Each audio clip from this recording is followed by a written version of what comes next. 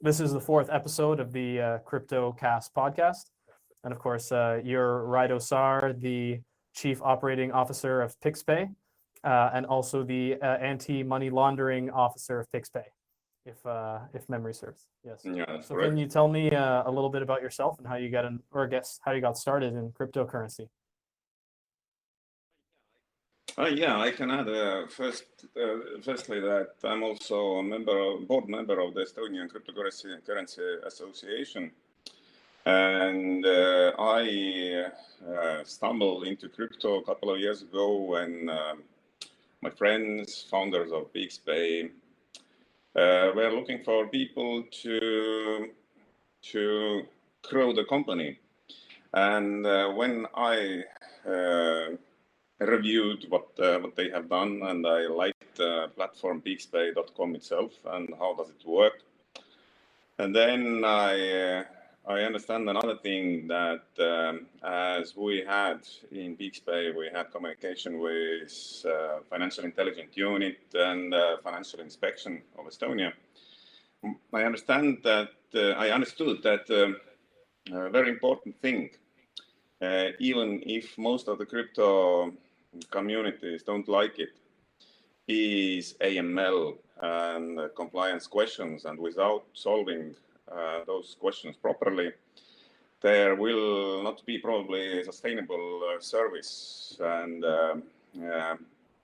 as I was given to take care of AML department of Piixpay, then I pressured that we started to really build our internal procedure rules into our platform so that machine can do most of the job. Otherwise, I saw that the platform is unscalable because if you are not compliant, then regulator may shut you down like that.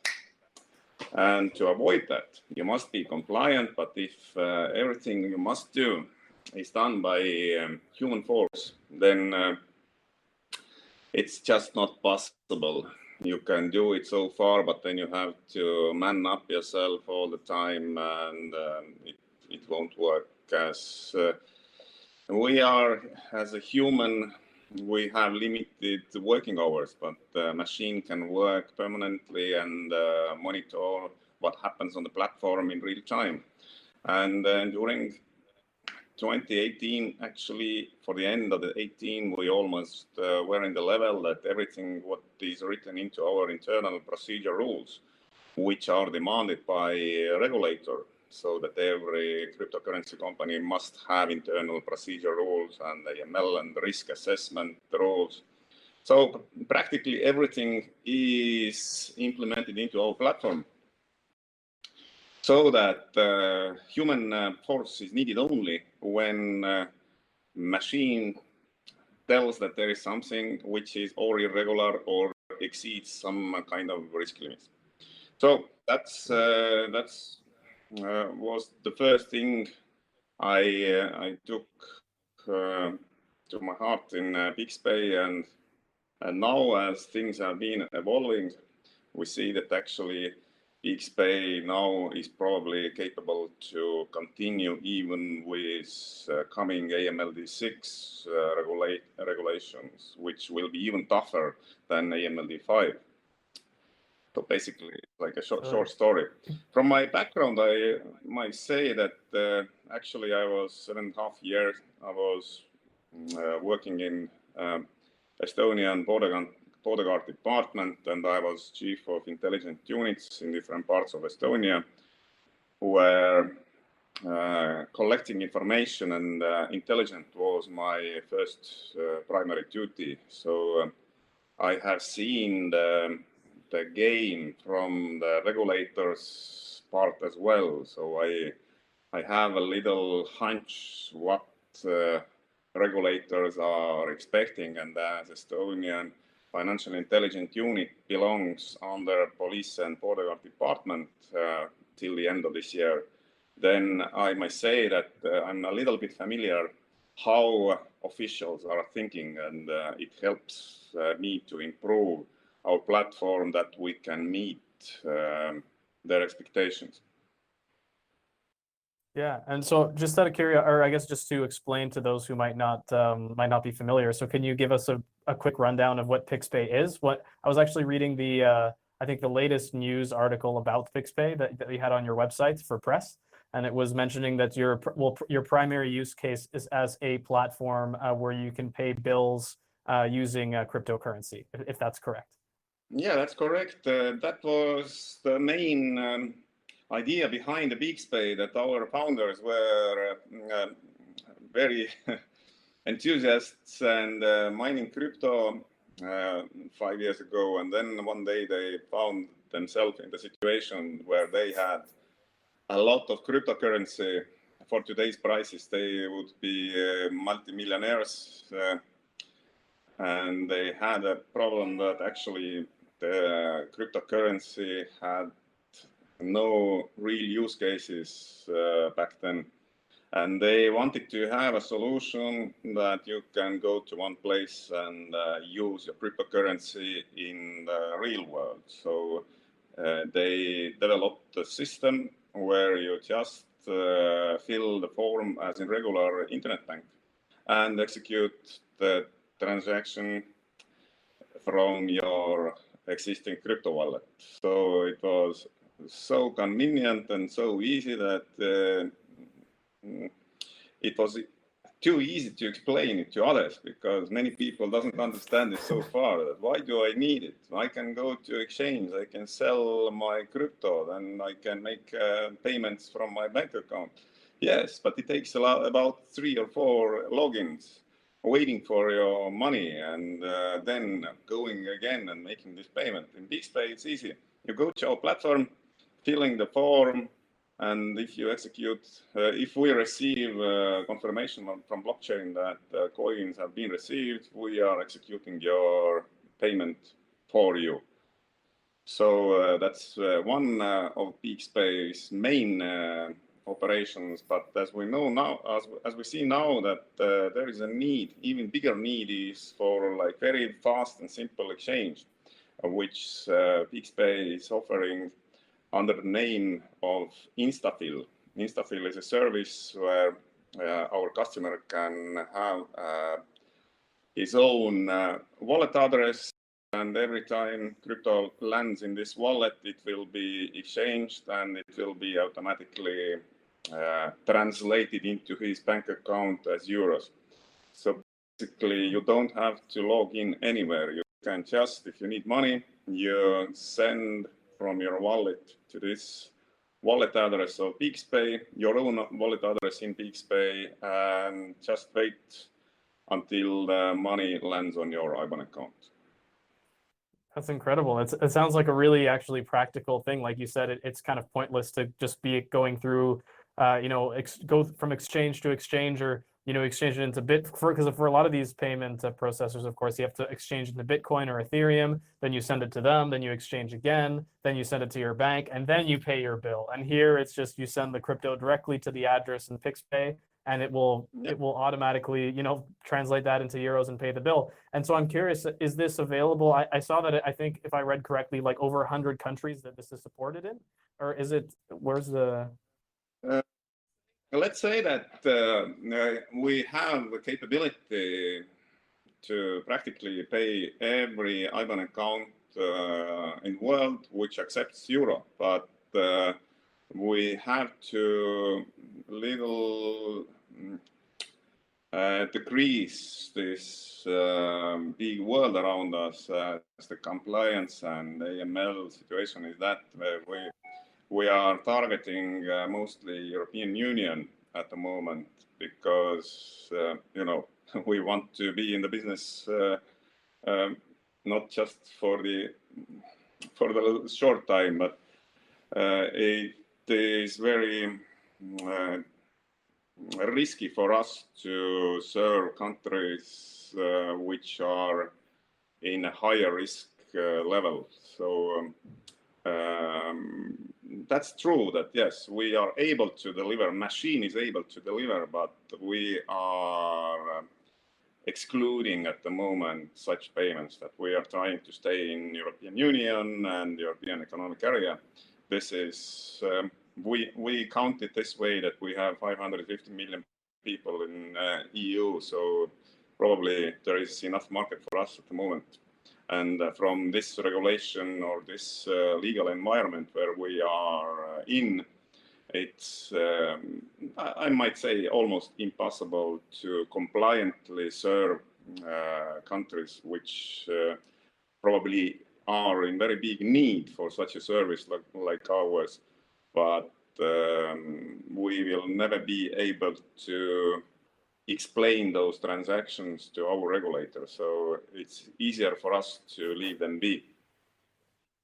Yeah, that makes a lot of sense. You don't want to be sticking your fork into some other markets and have, for example, in the United States, even they have all the different states have their own different things. So, you know, you could be operating well in 48 of 50 states, and then the 2 states, they say, oh, you know, raise a flag, we're getting these strange payments from Estonia, shut everything down, and, you know, investigate, lawsuits, whatever.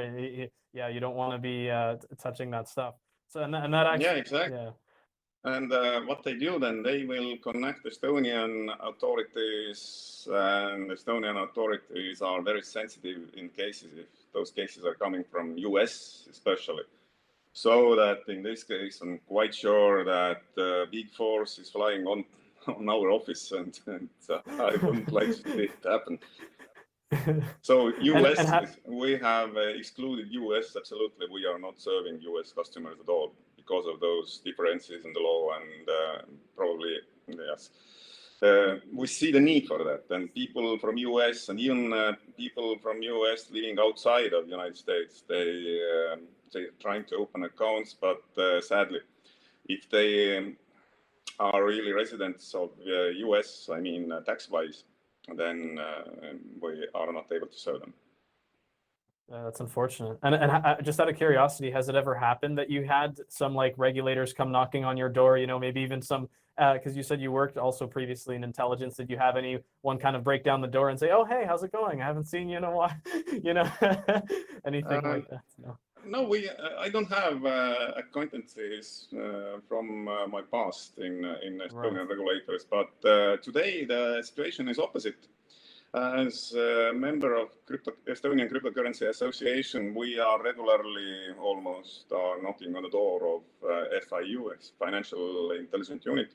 We go there to give them practical input for the regulations, because every member state must enforce AML directives themselves, and there is a little bit freedom. So we try to help our regulator to regulate the market the way that they will not kill the bird when trying to handle it. So,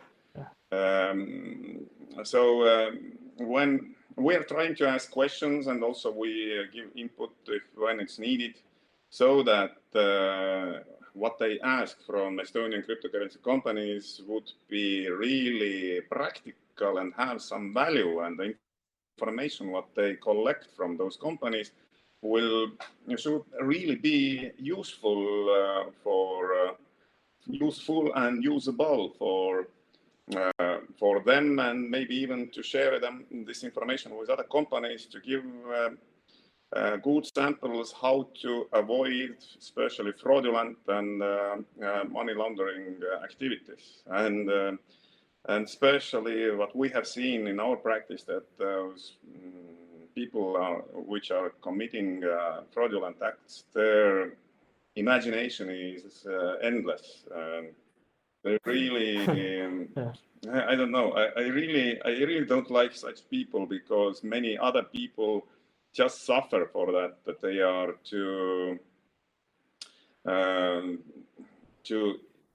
exploited and too trusty. So yes, I agree that there must be some order, because we have met so many cases that people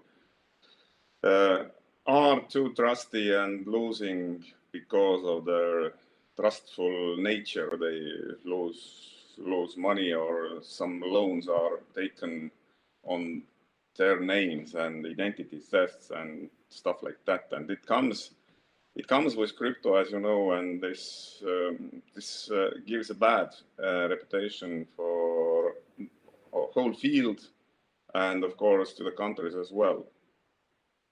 Yeah, of course. And so I'm curious, Raido, because I know, again, just to touch back, that when I was watching the discussion when we had with it was with Bitflyer Europe and with yourself from Piixpay and Robert Steinadler, I'm just curious as to what you see, like, because you said, handle the bird without killing it is what you said. Is there, can you give like a thought of what you think could potentially kill the bird? Like, for example, I'll give you a quick something that really shocked me. I was trying to do KYC. I can't remember which exchange, but I think it was to use a credit card payment with a certain exchange, and they were asking, oh my God, they were asking, like, where did I study? It's not like it was like, where did I live? Where did I study? Did I do any sports? Like all this stuff. And it was I swear to God, and it was necessary for me to fill out all this information.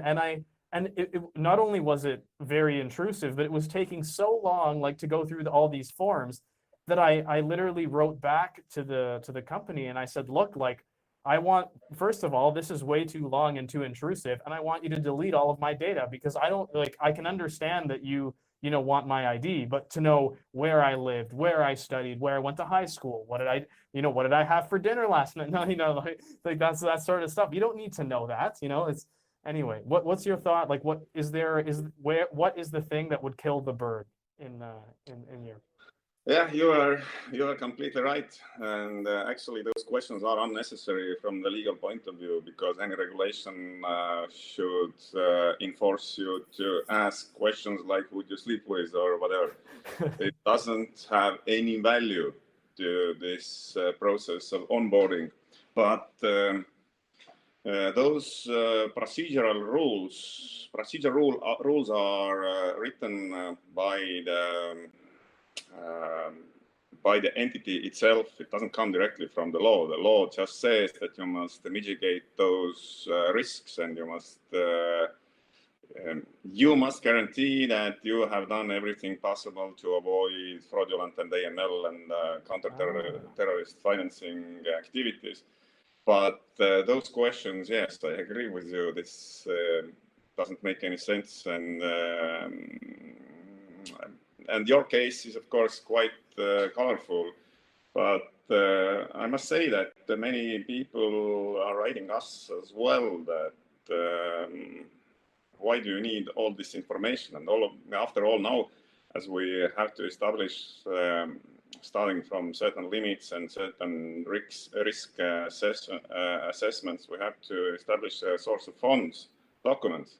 Nobody has ever written what you can really take as a source of fund. And when we ask it from Financial Intelligence Unit, they also don't have like really clear answer for that, because it cannot be just a paycheck or your medium salary or whatever, because maybe you had some funds before that, and there is no really clear way to say, how did I get, or where did I get from my, let's say, 100 Bitcoins, which is like already substantial assets. But to clear way, you must ask, you must make it sure the source of funds, but what is the acceptable document? Screenshot from some wallet or what? And this is the screenshot is something that anybody a little bit familiar with Photoshop can do the same to any name in the world. So basically, you will not give a real answer. Why then you ask a question at all?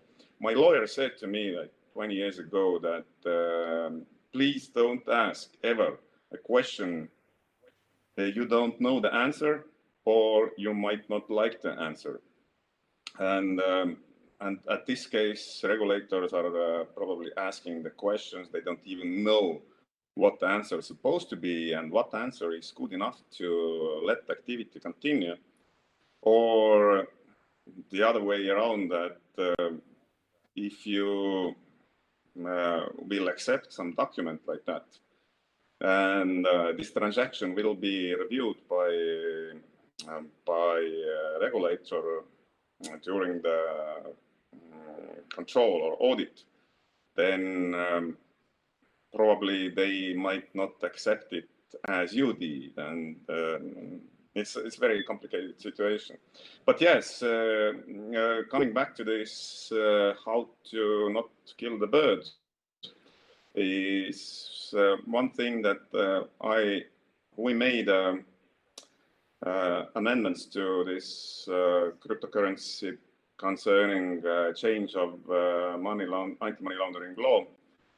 And one thing I told them that crypto to crypto exchanges, please leave them alone. If they are not touching fiat currency, then actually they are playing in the ground, but they can actually do quite easily underground. And everything what happens underground is worse than for the regulator than something they can really see and monitor. But it wasn't taken to the law, and with this now AMLD5 regulation, actually now, if you are offering service for crypto to crypto exchange, then you also have to have virtual asset service provider license. So sometimes this and sometimes they don't. I was going to ask, in your opinion, is that kind of taking it too far then? Is there basically a point, like killing the bird would be being too rough and asking for too much, where every single, the moment you even try and touch anything related to crypto, they say, show us your passport, show us your utility bill, There is other side of this. For example, in Estonia, we faced the situation that many banks are closing your bank account. If you have, for example, incoming payment from Kraken, Binance, some other known crypto exchange, especially if this payment is related with your company, they might close your company's account, and actually if bank account is something really necessary for the entity to exist.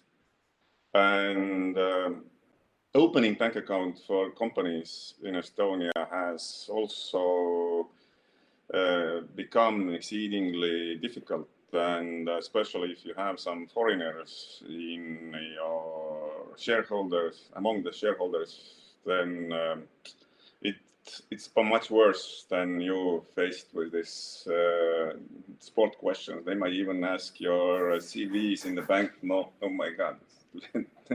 Let's be honest, this is not your business. But for living in my past, as long my activities in your bank, what concerning incoming or outgoing payments are fit with your compliance regulations. So but looking ahead to AMLD6, I am a little bit concerned that those demands, which will get exceedingly harsher, they put many existing crypto companies out of business. Because demands for AML departments in the company, and it cannot be anymore like a one-man company that you establish. You have good idea, you write nice code, and you have a good platform, and people like your service, and you're doing it alone because machine does the most of the work. But now they probably will need you to know even owners of the wallets. Right. And you know that probably, yes, you can analyze, and everything is possible, especially today. But I'm not sure it gives the real benefit of this, because anyway, you may know the so-called owner of the wallet, but someone else may deliver funds to this wallet. So it doesn't give you anything touchable this way, but in my opinion, they should go for IBAN accounts and to see that if I let funds come into my IBAN account, I mean fiat, then I think it should be enough if I can explain those funds. Why the service provider has to start to ask those questions if in the end, when funds are landed in bank account, bank will do anyway the same, or there is a risk, and the person must understand himself that I will not let funds come to my account what I'm not able to explain or declare or whatever. So putting us like virtual asset service providers to as a watchdogs, like which funds are coming from where, especially if those funds are moving from exchange to the bank account of the executor of exchange. For me, I think it's like too much, but I see that we are moving toward the situation when banks will not open accounts to you if for crypto companies, I mean. If you don't have blockchain analytics, then probably there will be also fraud analytics as well to avoid fraudulent situations. And I actually lean to agree with this fraud protection. It should be. I've seen many fantastic services which are collecting information like from big data and give you risk scores for email addresses, phone numbers. They're doing it enough anonymous way that no one's personal data is not breached or no rights are breached. But it's of course good to know that if you see that with the same email there has been opened like 100 other different accounts in different places. So you must treat this person differently, and you must turn attention to avoid this situation that someone will be punked or just robbed because of in help with crypto platforms. Right. And Raido, just because I don't want to take up too much of your time, I wanted to get a couple closing thoughts from you. First of all, do you hold any cryptocurrency yourself? And second, do you have any predictions on where, well, of course, not exact price, but do you think that generally the future of crypto looks bright, at least in terms that the price you think will go up or down, or what do you think? Crypto will always go up and down, but when you look at the history, nobody believed that Bitcoin will exceed 200 euros. Then it got almost 20,000 euros. And then it fell down to 3,000, 4,000 euros. Okay, anyway, this is 10 times more than anyone had in their boldest dreams when Bitcoin was 150 euros. So basically, up and down will continue. I think those waves will not be so sharp anymore because as long people remember the end of 2018, but the future of blockchain technologies and cryptocurrencies is, I think, the only future, because as we know, due to this corona panic in the world, when big monetary aces are pumping trillions of dollars into monetary funds, which actually means that every dollar, if you have it in your hand, it it has more and more air inside. And this bubble will burst someday. It's inevitable. And when it happens, because the monetary system is actually a system of trust, we trust the issuer of the banknote that this has some kind of value.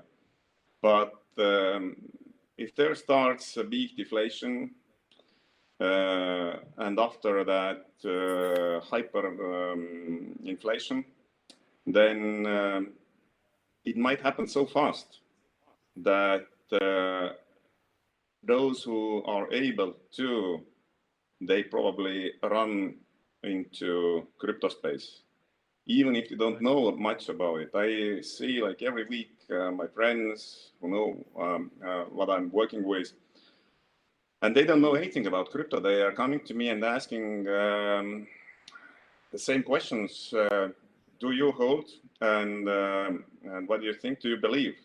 And both answers are yes, because I'm quite sure that this cryptocurrency, those cryptocurrencies we see today, and legendary Bitcoin, of course, hats off to Bitcoin, but I'm quite sure that we will see new cryptocurrencies, and those probably will be issued by different states.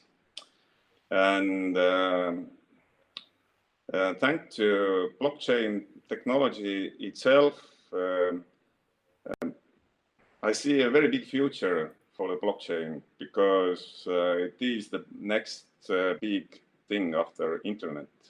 And we know what happened with internet and how this is now more like controlled business instead of decentralized.